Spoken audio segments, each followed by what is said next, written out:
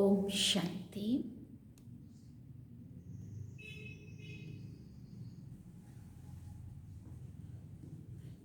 बाबा good morning. आज बाबा के 3 मार्च 2021 के महावाक्य हैं। बाबा ने सार में कहा, मीठे बच्चे, तुम सच्चे सच्चे सत्य बाप से सत्य कथा सुनकर नर से नारायण बनते हो। तुम्हें 21 जन्म के लिए बेहद के बाप से वर्षा मिल जाता है। बाबा ने प्रश्न पूछा, बाप की किस आज्ञा को पालन करने वाले बच्चे ही पारस बुद्धि बनते हैं? तो बाबा ने उत्तर में कहा, बाप की आज्ञा है, देह सहित सब संबंधों को भूल बाप को और राजाई को याद करो। ये सद्गति के लिए सतगुरु की श्रीमत है। जो इस श्रीमत को पालन करते अर्थात देही अभिमानी बनते हैं, वही पारस बुद्धि बनते हैं। गीत हम सब ने सुना, आज अंधेरे में है हम इंसान, ज्ञान का सूरज चमका दे भगवान। ओम शांति। ये कलयुगी दुनिया है, सब अंधेरे में है। यही भारत सोजरे में था जब ये भारत स्वर्ग था। यही भारतवासी जो अपने को अब हिंदू कहलाते हैं, ये असुल देवी देवताएं थे। भारतवासी स्वर्गवासी थे जब कोई धर्म नहीं था, एक ही धर्म था। स्वर्ग, वैकुंठ, वहिष्ठ, हेवन, ये सब भारत के नाम थे। भारत प्राचीन पवित्र बहुत बहुत धनवान था। तब इसको क्या कहा गया? सोने की चिड़िया था। अभी तो भारत कंगाल है क्योंकि अब कलयुगी है। वो सतयुग था। तुम सब स्वर्गवासी, तुम सब भारतवासी हो। तुम जानते हो हम अंधियारे में हैं। जब स्वर्ग में थे तो सोजरे में थे। स्वर्ग के राज राजेश्वरी लक्ष्मी नारायण थे। उनको सुख धाम कहा जाता है। नए नए आते हैं तो बाप फिर समझाते हैं, बाप से ही तुमको स्वर्ग का वर्षा लेना है, जिसको जीवन मुक्ति कहा जाता है। अभी सब जीवन बंध में है। खास भारत आम दुनिया रावण की जेल शोक वाटिका में है। ऐसे नहीं कि रावण सिर्फ लंका में था और राम भारत में था और उसने आकर सीता चुराई। यह सब है दंत कथाएं। गीता है मुख्य, सर्व शास्त्रों में शिरोमणि श्रीमत अर्थात भगवान की सुनाई हुई गीता। मनुष्य तो कोई की सद्गति कर नहीं सकते हैं। सतयुग में थे जीवन मुक्त देवी देवताएं, जिन्होंने ये वर्षा कलयुग के अंत में पाया था। कलयुग के अंत में पाया था माना अभी पा रहे। भारत को ये पता नहीं था, ना कोई शास्त्र में है। शास्त्र तो सब है भक्ति मार्ग के लिए। वो सब है भक्ति मार्ग का ज्ञान। सद्गति मार्ग का ज्ञान मनुष्य मात्र में है ही नहीं। बाप कहते हैं मनुष्य मनुष्य के गुरु नहीं बन सकते। गुरु कोई सद्गति नहीं दे सकते। वो गुरु कहेंगे भक्ति करो, दान पुण्य करो। भक्ति द्वापर से चली आई है। सतयुग त्रेता में है ज्ञान की प्रारब्ध। ऐसे नहीं कि वहाँ ज्ञान चला आता है। ये जो वर्षा भारत को था, ये बाप से संगम पर ही मिला था, जो फिर अभी तुमको मिल रहा है। स्वर्गवासी नरकवासी महान दुखी बन जाते हैं, तब पुकारते हैं, हे पतित पावन, दुख हरता सुख करता। फिर बाबा ने पूछा, किसका किसका दुख हरने वाला? कि दुख हरता सर्व का। क्योंकि खास भारत दुनिया आम में 5 विकार तो है ही। बाप है पतित पावन। बाप कहते हैं मैं कल्प के संगम युग पर आता हूँ और सर्व का सद्गति दाता बनता हूँ। अबलाओं, अहिल्याओं, गणिकाओं और जो गुरु लोग हैं, उनका भी उद्धार मुझे ही करना है, क्योंकि ये तो है ही पतित दुनिया। पावन दुनिया सतयुग को कहा जाता है। भारत में इन लक्ष्मी नारायण का राज्य था। ये भारतवासी नहीं जानते हैं कि ये स्वर्ग के मालिक थे। पतित खंड माना झूठ खंड, पावन खंड माना सच खंड। भारत पावन खंड था। इन लक्ष्मी नारायण की सूर्यवंशी डायनेस्टी थी। ये भारत है अविनाशी खंड जो कभी भी विनाश नहीं होता। जब इनका राज्य था तो और कोई भी खंड नहीं था। वो सब बाद में आते हैं। शास्त्रों में सबसे बड़ी भूल तो ये की है जो कल्प लाखों वर्ष का लिख दिया है। बाप कहते हैं ना तो कल्प लाखों वर्ष का होता है ना सतयुग का लाखों वर्ष का होता है। उन्होंने एक एक युग की लाखों वर्ष आयु लिख दी है। बाबा कहते हैं ना पूरा कल्प माना पूरा 5000 वर्ष का, सतयुग त्रेता द्वापर कलयुग संगम युग सारा चक्र ही 5000 वर्ष का है। उन्होंने एक युग की आयु लाखों वर्ष कह दी। बाबा कहते हैं ना कल्प लाखों वर्ष का है न सतयुग लाखों वर्ष का होता। कल्प की आयु 5000 वर्ष है। ये फिर कह देते हैं मनुष्य 84 लाख जन्म लेते, मनुष्य को कुत्ता बिल्ली आदि बना दिया है। परंतु उनका जन्म अलग है। 84 लाख वैरायटी है, ये समझने वाली बात है। उन्होंने फिर ये सारा कुछ मिक्स कर दिया। 84 लाख योनियाँ, 84 का चक्र, 84 लाख जन्म, क्या क्या पता नहीं। 84 का चक्र माना 84 जन्म होते हैं और वो भी सबके नहीं होते, है ना। ये सारी बातें समझने की है। तो बेसिक कोर्स जो कराते उसमें यही तो सारा क्लियर करते हैं ना पहले, ताकि पहले अंदर समझ में आए सब है क्या। इसलिए कोर्स करना ज़रूरी होता है। सीधा ही मुरली सुने तो कुछ भी समझ नहीं आएगा। ये सारी बातें वहाँ क्लियर होती है। मनुष्यों की वैरायटी एक है, उनके ही 84 जन्म है। फिर बाबा ने कहा, बाप कहते हैं बच्चे तुम आदि सनातन देवी देवता धर्म के थे।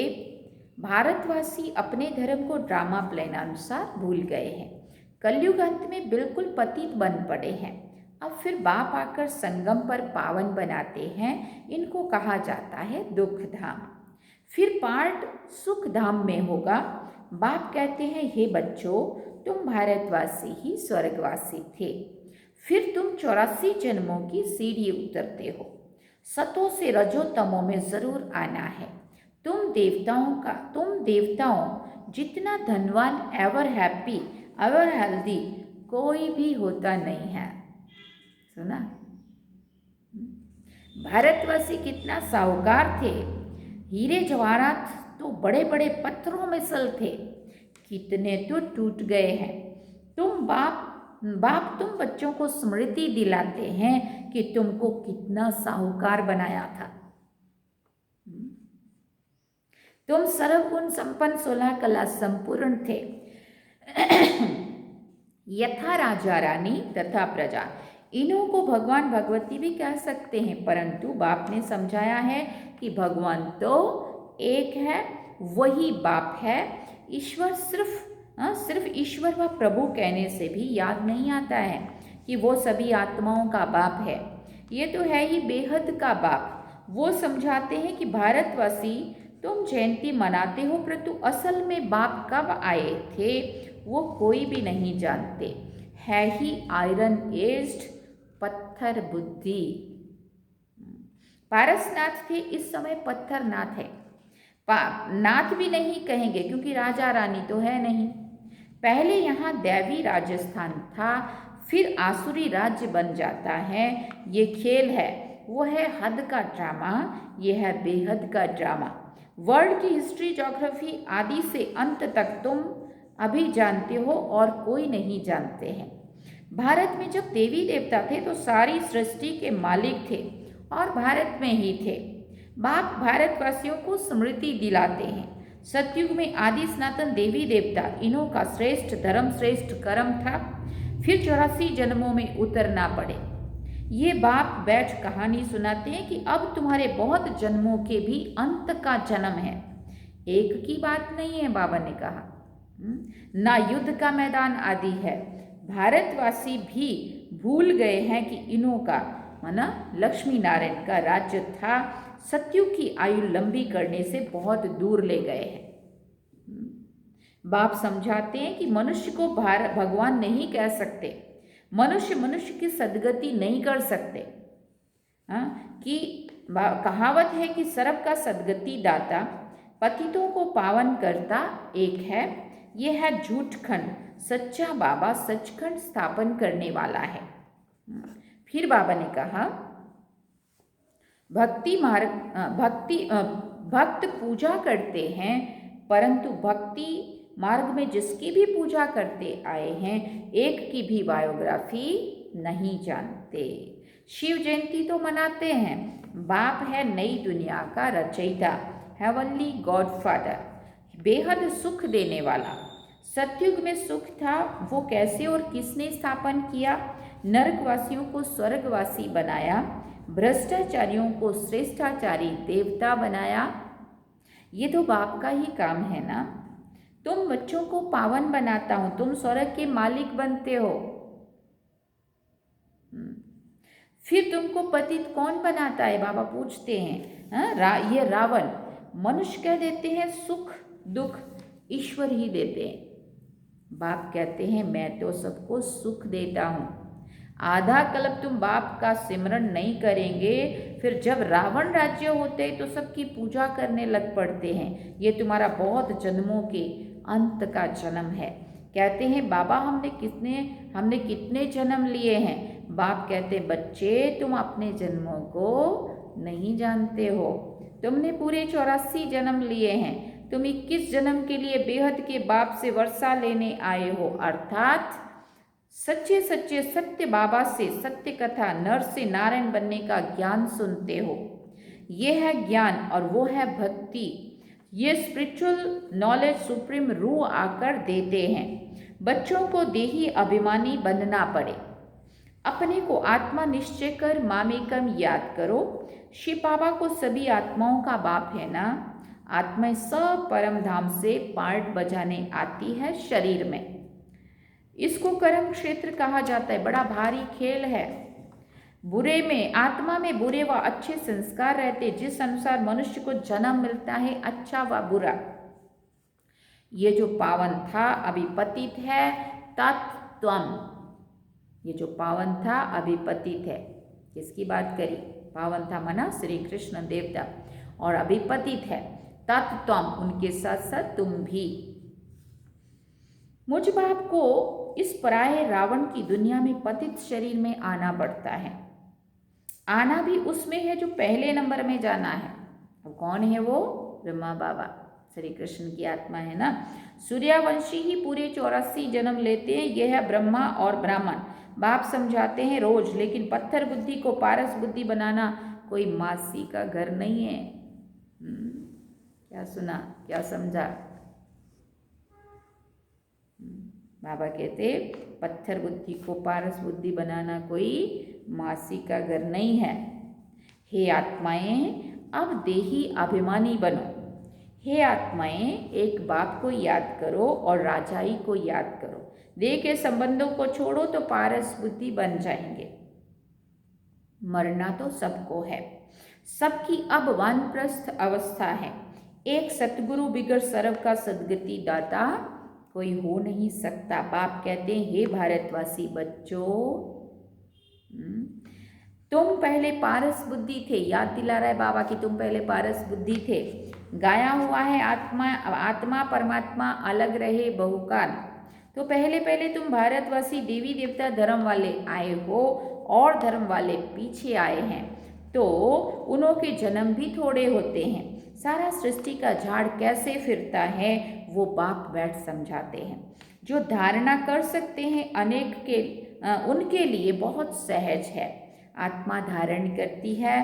पुण्य आत्मा और पाप आत्मा तो आत्मा ही बनती है ना। तुम्हारा अंतिम 84वां जन्म है। तुम वानप्रस्थ अवस्था में हो। वानप्रस्थ अवस्था वाले गुरु करते तुम्हारा अंतिम 84वां जन्म है। तुम वानप्रस्थ अवस्था में हो। वानप्रस्थ अवस्था वाले गुरु करते हैं मंत्र लेने के लिए। उनको बाबा कहते तुमको अब बाहर का मनुष्य गुरु नहीं करना है। तुम सभी का मैं बाप टीचर सतगुरु हूँ। मुझे कहते ही हैं हे पतित पावन शिव बाबा। अब स्मृति आई है सभी आत्माओं का, ये बाप है। आत्मा सत्य है, चैतन्य है, क्योंकि अमर है। सभी आत्माओं में पाठ भरा हुआ है। बाप भी सत्य चैतन्य है। वो मनुष्य सृष्टि का बीज रूप होने के कारण कहते हैं कि मैं सारे झाड़ के आदि मध्य अंत को जानता हूँ, इसलिए मुझे नॉलेजफुल कहा जाता है। तुमको भी सारी नॉलेज है कि बीज से झाड़ कैसे निकलता है। झाड़ बढ़ने में टाइम तो लगता है ना। बाप कहते हैं कि मैं बीज रूप हूँ। अंत में सारा झाड़ जड़ जड़ी भूत अवस्था को पाता है।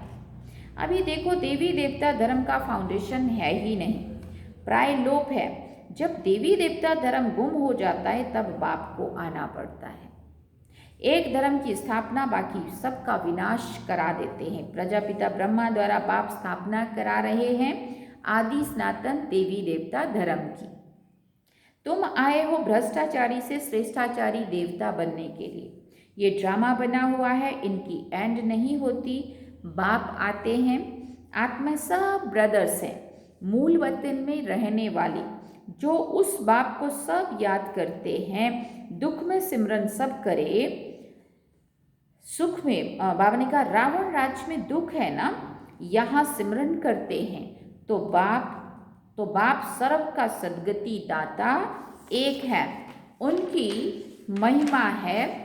बाप ना आए तो पावन कौन बनाए। क्रिश्चियन, इस्लामी आदि जो भी मनुष्य हैं इस समय सब तमो प्रधान है। सभी को पुनर्जन्म लेना है।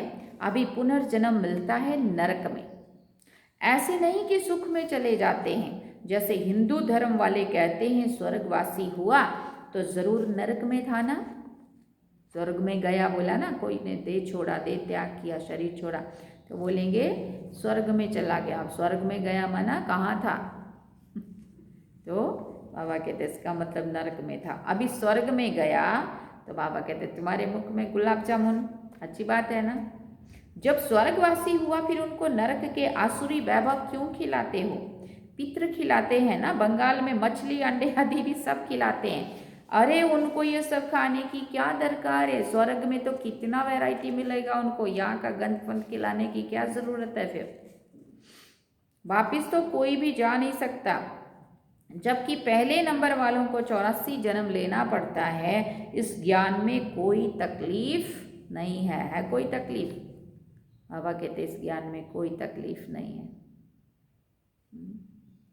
भक्ति मार्ग में कितनी मेहनत है, कितना बेचारे कष्ट उठाते हैं वो लोग। राम राम जपते रोमांच खड़े हो जाते हैं। ये सब है भक्ति मार्ग। ये सूर्य चांद आदि रोशनी करने वाले हैं, ये देवता थोड़ी हैं। इनको भी हम देवता कहते हैं क्योंकि वो हमें रोशनी देते, इसलिए जो भी कोई किसी को कुछ देता है तो उसको देवता कहते हैं।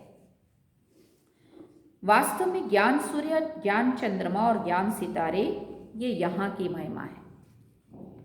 अच्छा, यहाँ बाबा मोटे पूरी करते हैं। अच्छा, मीठे मीठे सिकिल दे बच्चों प्रति माता पिता बाप दादा का याद प्यार, गुड मॉर्निंग, याद प्यार और गुड मॉर्निंग। रूहानी बाप की रूहानी बच्चों को नमस्ते।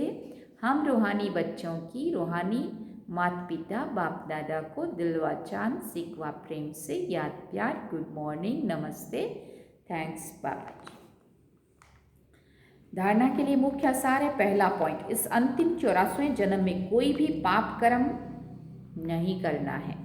पुण्य आत्मा बनने का पूरा पूरा पुरुषार्थ करना है। संपूर्ण पावन बनना है। दूसरी बात, अपनी बुद्धि को पारस बुद्धि बनाने के लिए देह के सब संबंधों को भूल देही अभिमानी बनने का अभ्यास करना है। वरदान बाबा ने कहा, कंपनी और कंपेनियन को समझकर साथ निभाने वाले श्रेष्ठ भाग्यवान भव। कंपनी और कंपेनियन को समझकर साथ निभाने वाले श्रेष्ठ भाग्यवान भव। ड्रामा के भाग्य प्रमाण आप थोड़ी सी आत्माएं हो जिन्हें सर्व प्राप्ति कराने वाली श्रेष्ठ ब्राह्मणों की कंपनी मिली है। सच्चे ब्राह्मणों की कंपनी चढ़ती कला वाली होती है। वो कभी ऐसी कंपनी नहीं करेंगे जो ठहरती कला में ले जाए। अब ये समझ में आया? हाँ, हमें किसका संग करना है? जो ब्राह्मण चढ़ती कला में जा रहा हो। क्योंकि जिसका जैसा संग वैसा रंग चढ़ेगा। चढ़ती कला में जाने वाला हमें भी चढ़ती कला में ले जाने के लिए करेगा। और जो बाबा ने कहा ऐसे का संग नहीं करेंगे जो ठहरती कला वाले हो। ठहरती कला माना जो खुद भी कुछ पुरुषार्थ में नहीं लगे हैं और दूसरों को भी व्यर्थ में डाल डाल के अपने जैसा नीचे की तरफ ले जाने वाले, ऊपर की तरफ नहीं। तो बाबा कहते हैं ऐसे संग का रंग नहीं अपने को लगाना। जो सदा श्रेष्ठ कंपनी में रहते और एक बाप को अपना कंपेनियन बनाकर उनसे ही प्रीति की रीत निभाते हैं, वही श्रेष्ठ भाग्यवान है। सही है कि नहीं? वही श्रेष्ठ भाग्यवान है। स्लोगन है, मन और बुद्धि को एक ही पावरफुल स्थिति में स्थित करना, यही एकांतवासी बनना है। मन और बुद्धि को एक ही पावरफुल स्थिति में स्थित करना, यही एकांतवासी बनना है। अच्छा, ओम शांति, ओम शांति, ओम शांति। यह है आज के महावाक्य जो हम सब ने सुने। अब हम बाबा को याद करते हैं।